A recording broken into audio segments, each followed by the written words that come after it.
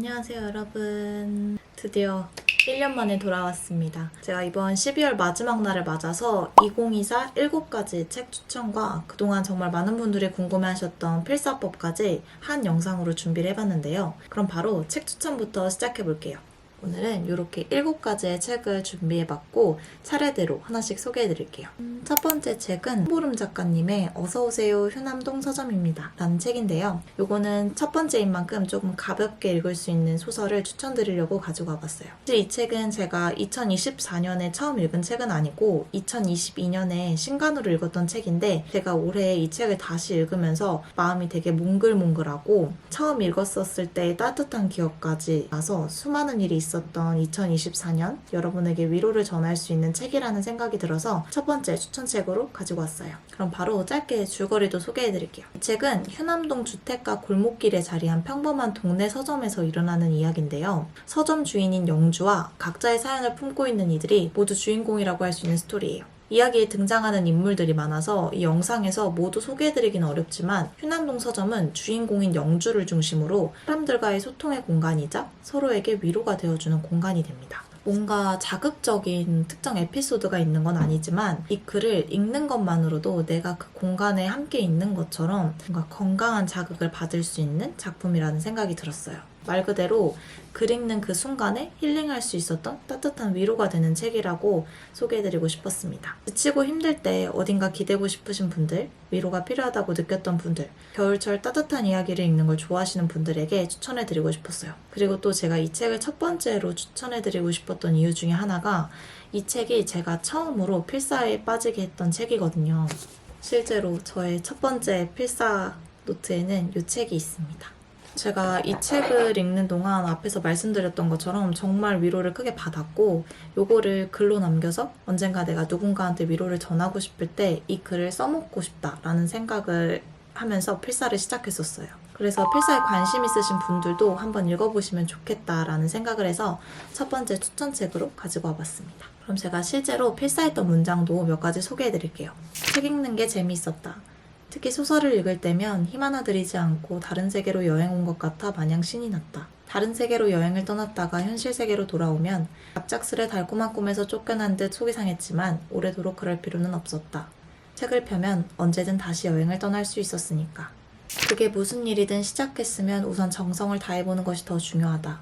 작은 경험들을 계속 정성스럽게 쌓아나가는 것이 더 중요하다. 그가 말하는 행복이란 마지막 순간을 위해서 긴 인생을 저당 잡히는 것과 다를 바 없다고요. 마지막 순간에 한번 행복해지기 위해 평생 노력만 하면서 불행하게 살아야 하는 것이라고요. 이렇게 생각하니까 행복이란 게 참 끔찍해졌어요. 나의 온 생을 단 하나의 성취를 위해 갈아놓는 것이 너무 허무하겠더라고요. 그래서 나는 이제 행복이 아닌 행복감을 추구하며 살아야지 하고 생각을 바꾼 거예요. 좋은 사람이 주변에 많은 삶이 성공한 삶이라는 생각. 사회적으로 성공하지 못했을지라도 매일매일 성공적인 하루를 보낼 수 있거든. 그 사람들 덕분에.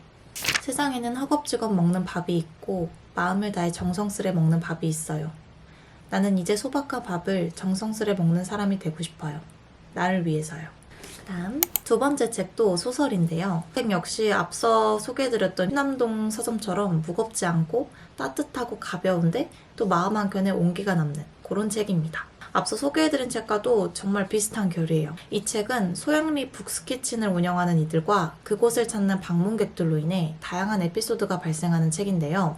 이 소영리 북스키친이 북카페랑 북스테이를 결합한 공간이라 실제로 이 책을 읽으면서 와, 이런 곳이 있다면 꼭 가보고 싶다 라는 생각을 했어요.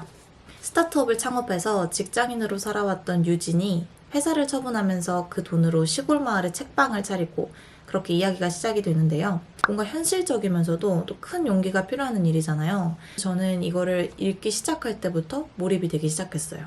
아무튼 이 책방 운영하는 유진이 손님들에게 상황에 맞는 책을 추천해주면서 그들에게 희망을 전달하는 그런 이야기인데요. 실제로 이 책을 읽으면서 당시에 저와 비슷한 마음을 가진 인물이 등장해서 유진이 추천해준 책도 관심 있게 봤었고 또 그렇게 해서 산 책이 그 겨울의 일주일 이라는 책이에요. 이게 뭔가 책 속의 인물한테 추천을 받아서 산 책이라 뭔가 더 애정이 가고 한 문장 한 문장 아껴가면서 읽었던 책인데요. 이게 다양한 사람들의 스토리가 담겨 있어서 현실적이면서도 공감 가는 부분도 많았고 뭔가 나도 이런 공간을 만들고 싶다라는 생각이 들었던 작품이라 저는 추운 겨울이 되면 따뜻하게 위로가 받았던 이 순간이 생각나서 이 책을 가지고 와봤습니다. 그래서 앞에 소개해드린 요 휴남동 서점책이랑 정말 결이 비슷한데 둘 다 책을 소재로 한 공간이 배경이어서 그런지 정말 비슷한 느낌을 많이 받았어요. 그래서 이제 막 책 읽기에 흥미를 가지신 분들 혹은 새해에는 내가 책과 좀 더 친해지고 싶다라고 다짐하셨던 분들이 있다면 이 두 권의 책 읽어보시면 좋을 것 같아요. 책에 대한 관점이 새로 만들어질 수도 있고 글을 읽는 것만으로도 다른 책을 빨리 읽고 싶다는 생각이 들더라고요. 그럼 여기서도 제가 필사했던 문장들을 소개해드릴게요. 내 화는 말이야. 봄이 오기를 제일 기다리는 아이야. 목을 빼고 기다리다가 언덕 너머로 봄이 올 기미가 보이면 올시구나 하고 꽃을 피워내지. 그러다 꽃샘 추위에 눈이 펑펑 내리기라도 하면 꽃잎이 젖어서 가련해 보이기도 하고. 그런데 할미는 그래서 매화가 좋더라. 곁에 두면 덩달아 기대하게 되거든. 봄이 오는 기척을 누구보다 먼저 눈치채는 꽃이기도 하고 꽃샘 추위 따위는 두렵지 않다는 듯 온 힘을 다해서 꽃을 피워내는 기계가 근사한 아이지. 어쩌면 우리는 누군가를 사랑하고 사랑받은 흔적에 기대서 살아가는 존재인지도 몰라. 누군가의 비난을 견뎌낼 수 있는 용기가, 이어지는 실패와 거절의 하루를 꾹 참고 지나보낼 수 있는 인내가 평생 누군가에게 상처받은 흔적으로 가능한 것이었다. 사람은 불완전하고 사랑은 완전하니까. 세 번째는 추리소설입니다. 추리소설 좋아하시는 분들 정말 많으실 것 같은데 저도 한때 고등학교 때 한창 추리소설에 빠져서 히가시노 게이고 넬레노이 하우스 작가님의 책을 열심히 봤었던 적이 있는데요.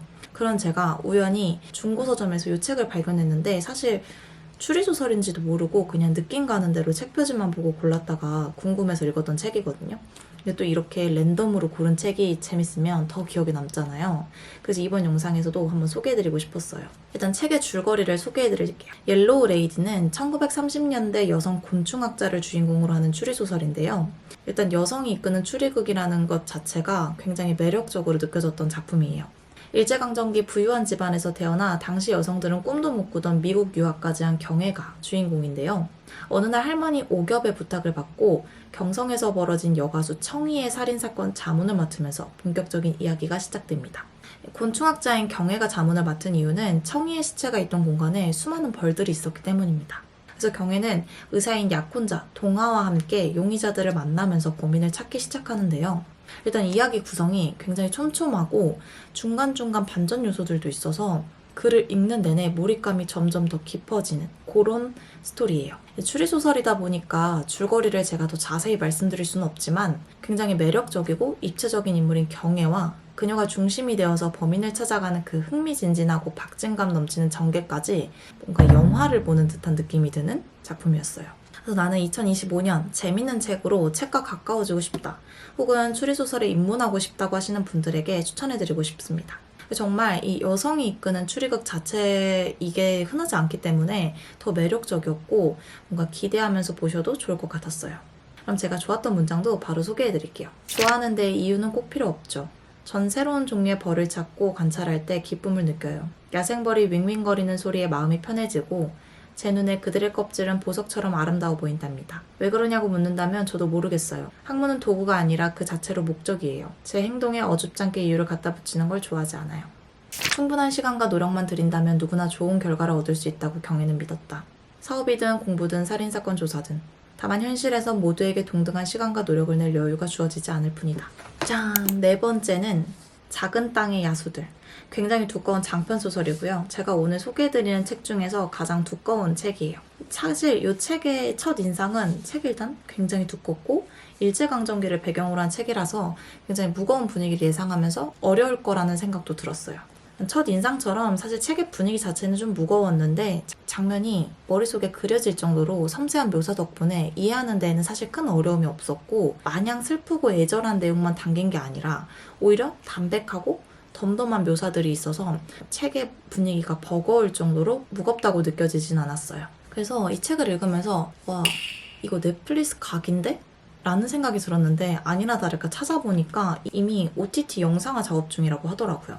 근데 책의 두께를 보면 아시겠지만 이제 이게 줄거리를 제가 짧게 설명하는 게 쉽지 않더라고요. 저는 많은 부분 다 생략하고 정말 일부만 소개해드릴 거고 자세한 내용 궁금하시다면 꼭 한번 책 구매해서 읽어보시는 걸 추천드립니다. 일단 책에서 등장하는 주요 인물인 오키의 시점에서 말씀을 드릴게요. 오키는 기생 견습생이 되어서 친구 연하와 언니 월향을 만납니다. 셋 모두 기생 견습생으로 기생이 되기 위한 공부를 하는데요. 어느 날 월향이 일본 순사 하야시에게 성폭행을 당해 아이가 생깁니다. 이 사건으로 월향은 큰 충격을 받았고 월향의 엄마는 사촌동생인 다니에게 기생 견습생들을 보내면서 경성에서의 생활이 본격적으로 시작되는데요.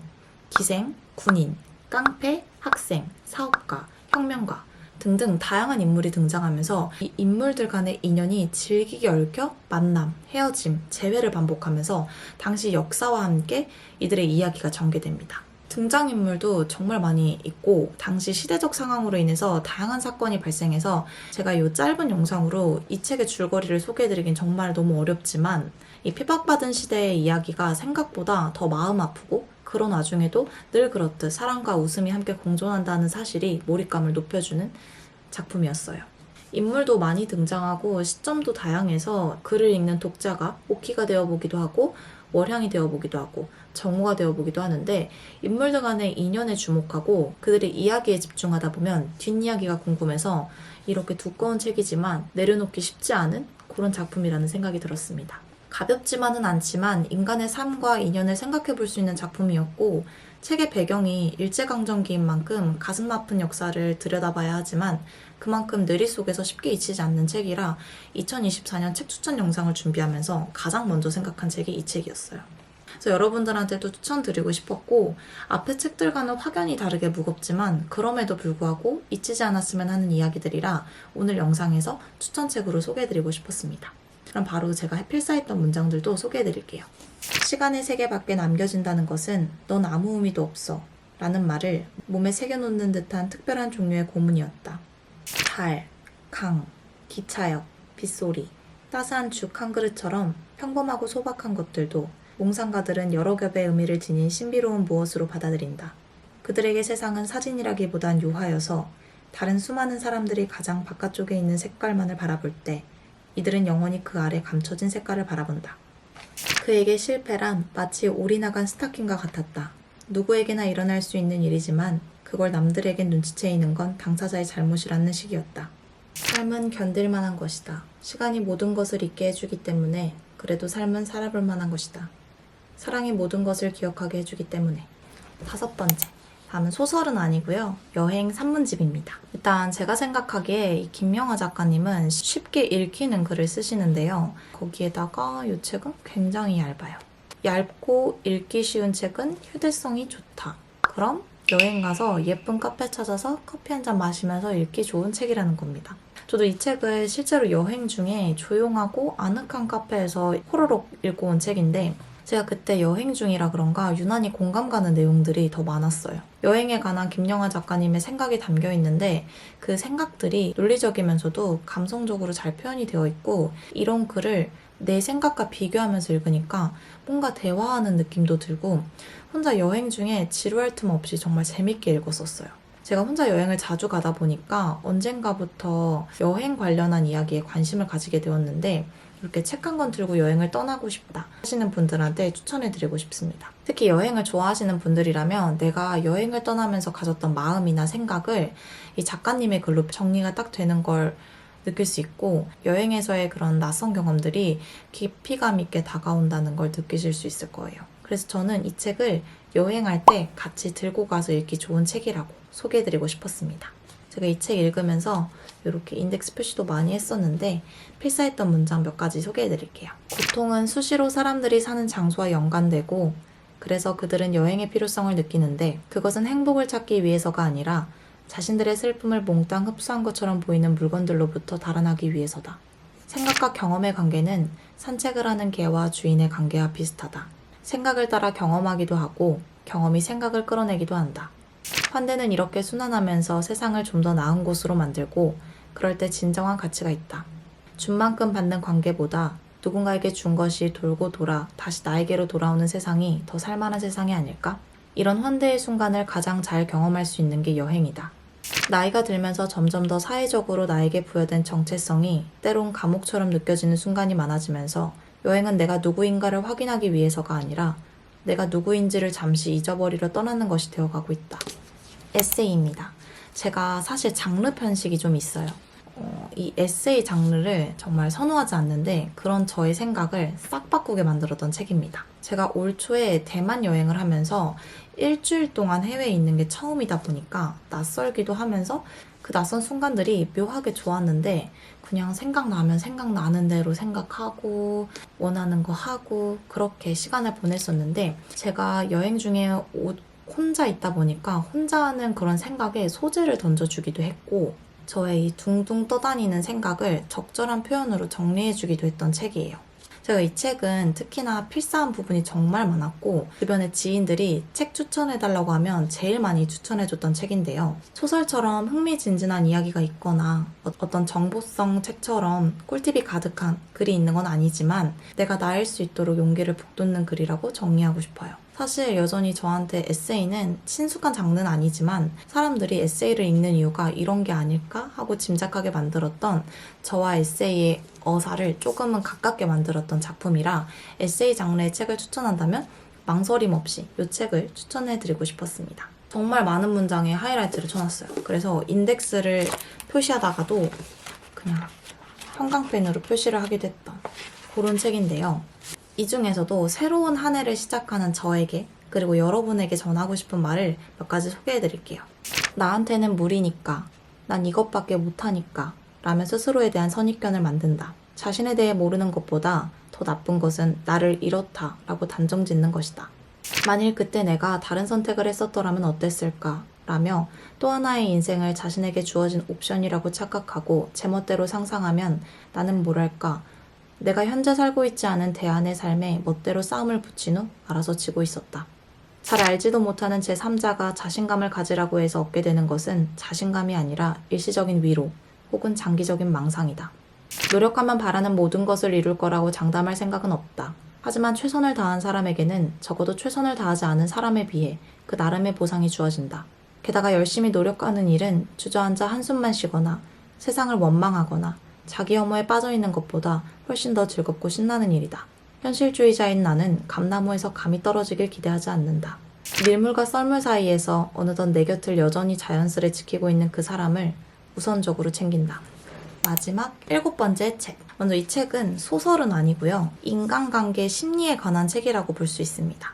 이거는 제가 한 대학원 선배로부터 추천을 받아서 읽기 시작한 책인데 생각보다 좋은 글도 많았고 내가 정말 사랑하고 소중한 주변 사람들에게 추천해주고 싶다는 생각을 했던 책이에요. 저한테 너무 소중한 우리 하루들도 읽어보면 좋겠다 싶어서 마지막 책으로 가지고 왔습니다. 사랑에 관한 오해라는 이 제목만 보면 뭔가 연인 그리고 사랑에 관한 심리책이다 라고만 생각할 수 있는데요. 물론 책 속의 대부분의 이야기 주제가 그렇긴 합니다. 하지만 저는 이걸 연인 관계에만 국한돼서 있지 않고 친구, 가족 등 나와 엮인 모든 관계에 적용시킬 수 있다고 생각했어요. 우리가 이 사회를 혼자 사는 게 아니기 때문에 분명 누군가와는 관계가 생길 수밖에 없는데 그런 관계에 지친 사람들을 읽으면 참 좋겠다는 생각이 들었습니다. 물론 전반적으로 사랑에 대한 환상과 오해에 빠져서 어려움을 겪는 사람들한테 조금 먼 시선에서 관계를 바라볼 수 있도록 이성적인 관점에서 쓴 글이라고 볼 수 있는데요. 흔히 사랑에 빠지면 감정에 앞서서 이성적인 판단이 불가하다고 하잖아요. 근데 이거는 과학적인 자료와 사례를 들어가면서 설명하다 보니까 이게 묘하게 빠져들어요. 그래서 무튼 이 책 저는 인간관계 심리에 관해서 그리고 뭔가 나 자신의 확신감을 위해서 읽기 좋은 책이라고 생각이 들었고 여러분들한테도 추천해드리고 싶었는데 이 책을 연인 관계에 국한하지 않고 어떤 관계든 애정이 함께하는 관계라면 내가 혹시 잘못된 믿음을 갖고 있진 않았나 그런 걸 알아보고 싶으신 분들 그리고 관계에 어려움이 있다고 생각이 드는 분들 아니면 저처럼 관계 자체에 대한 이야기를 좋아하시는 분들한테도 가볍게 추천해드리고 싶어요. 그러면 이 책에서 제가 필사했던 문장도 함께 소개해 볼게요. 다른 방식을 경험해보지 못하면 다른 길이 있다고 생각하기 쉽지 않다. 나의 욕망을 충족시키는데 더 많은 시간을 보내자. 나부터 산소 마스크를 써야 한다. 상대보다 내가 우선이다. 자신이 상대에게 무엇을 해주면 상대도 자신에게 무엇을 주기를 바랄 때 우리는 관계의 점수판을 만든 뒤 각자의 기여도가 어느 정도 되는지를 기록하며 점수를 비등하게 만들려고 애쓴다. 이런 교환적인 태도를 취하면 상대가 아니라 나 자신에게 더 집중하게 될 수 있다. 관계의 수명은 부산물이 되어야지 목표가 되어서는 안 된다. 우리는 이유를 알고 싶어하며 비극을 통해 최소한 심오한 계시라도 얻길 바라지만 때때로 일은 그냥 일어난다. 짠! 이렇게 새로운 2025년에는 시간을 내어줄 가치 있는 사람들과 행복한 한 해가 되길 바라면서 마지막 책 추천까지 해드렸고, 이렇게 책 추천 파트는 마무리를 해볼게요. 다음은 살짝 보여드렸지만 필사입니다. 이 부분은 사실 별게 없어서 정말 짧게만 설명드리고 맞춰보려고 하는데요. 필사하는 방법, 일단 준비물은 책, 볼펜, 문장을 옮겨 담을 공책입니다. 원래 제가 처음 필사했던 방법은 책을 읽으면서 동시에 좋은 문장이 있으면 바로 옆에서 옮겨 적었었는데요. 제가 소설을 좋아하다 보니까 어느 순간 이 과정이 좀 이야기에 몰입감을 떨어뜨리더라고요. 그래서 바뀐 방법은 일단 책을 읽을 때 형광펜이나 인덱스를 같이 챙겨서 읽다가 그냥 좋았던 문장, 내 걸로 만들고 싶은 문장, 내가 한번 써먹어보고 싶은 문장, 누군가한테 전해주고 싶은 문장, 되새기고 싶은 문장 등등 그냥 뭔가 읽다가 아차 싶었던 그런 문장들이 있으면 표시를 다 해둡니다. 그리고 책을 다 읽으면 따로 시간 내서 이 필사 전용 공책에 그 글을 옮기기만 하면 돼요. 이런 문장을 남겨야 해 라고 어떤 정해진 틀 같은 건 전혀 없습니다. 그리고 그 글을 읽었을 당시에는 이것도 좋아 저것도 좋아 막 하면서 강조를 해놨었는데 필사를 하려고 다시 읽어보니까 그냥 이 글은 이렇게 2번 정도 읽으니까 좋은 글이었네 하고 만족스럽다면 굳이 또 필사책에 옮기진 않아도 돼요. 그냥 힘 빼고 편하게 적는다 라고 생각하면 됩니다. 이게 정말 별게 없어서 가끔 댓글로 어떻게 필사하는지 방법을 물어보시는데 정말 그냥 옮겨 적는 게 다예요. 물론 가끔은 글을 옮겨 적고 그 순간에 뭔가 한 번씩 드는 생각이 있으면 이렇게 다른 색상 펜으로 제 생각을 덧붙이기도 하고요. 좋아서 쓴 문장에서도 특히 마음에 드는 표현이 있다면 이렇게 따로 하이라이트를 쳐두기도 해요. 근데 정말 간단하고 별거 없죠. 공책도 그냥 다이소나 알파 이런 데서 사면 됩니다. 줄노트를 저는 선호해요. 이렇게 제가 정말 별거 없지만 필사하는 방법까지 소개를 해드렸는데요.